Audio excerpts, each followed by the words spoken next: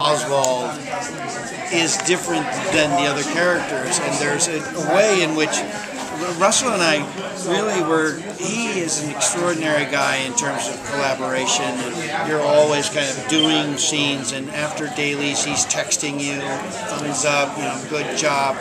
If there's things that bug, are you taking off? All right. Well, I'm getting your number. We're gonna get you on a horse. But I think that he is, and then you can feel that a lot of the syntax is actually British. And so, but that works for Oswald. Because he's a teacher, school teacher, and that's always part of it. So there's a certain kind of, I think, just the language informed a lot of choices. Things happen. I don't know. It was very creepy and very interesting. Oh, good. Yeah. It's quite rare for a British show to come to America and the two just kind of melt in. What's the biggest difference with working the British cast from fully American cast? Yeah, I don't know about you, but I've always, had a love for the BBC. I just feel that it was a standard of excellence in a time when television didn't have enough. I always felt like they had some of the most intelligent, creative people.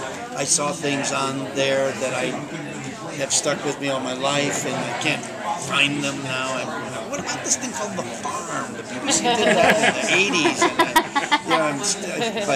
And so to work for BBC, and then they handled the international side, so we went to London and to Swansea, Wales to promote it, and you don't get the cars the way you do in American productions. You don't get the perks. Right, I was going to ask you about the budgets are quite different. So it's a departure from what you've been doing. Well, with Stars, there's a big infusion of cash out. Right, but I'm saying BBC, they're not used to BBC, they don't like to have a lot of splash. They don't like it to look like you're spending the state's, the citizens' money. So there's a it's a nice, I like the aesthetic though. I think they've evolved to doing it without all that excess, So let me ask you this. What drew you to this role? Because you're a guy that has a very magnificent, largesse feature film personality.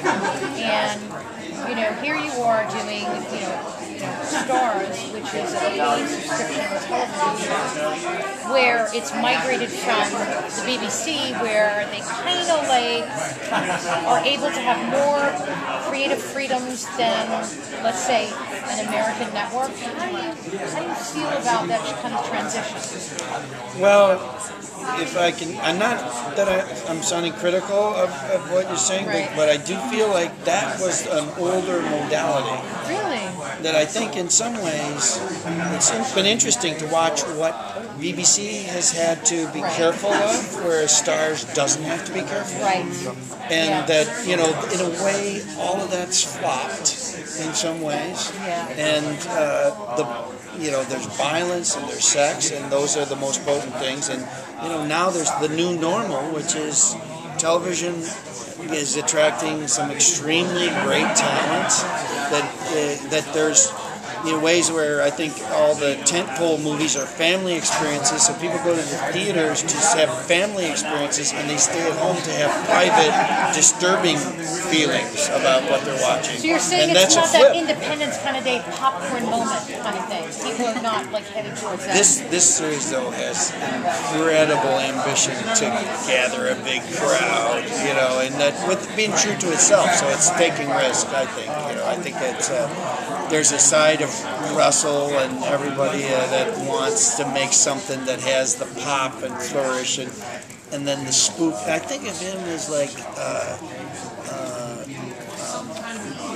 Goosebumps guy. Wow. And he does it with great economy. There's an elegance to the way and it's not just Goosebumps, this is a, weird half-dead insect that's crawling towards me. It's, it's two people talking to each other in a way that gives you goosebumps, and I think he's an old classic kind of storyteller in that way. He's got special skills. Did you go back and watch any of his other work when you got cast? Yes, yeah. Which I thought, it's the Queer as Folk series, which was so different than the American series, and it was curious that in some ways, I would have not predicted the differences, because in a way the American was cooler and kind of more sleek and somewhat removed, and the British one with Russell was vibrant colors, a lot more kind of juice to it, I felt. And you would have thought, the British would be restrained and somewhat distant and a little colder, but it was warmer. And I don't know, maybe he's an anomaly. When you look at, we went to Wales, man.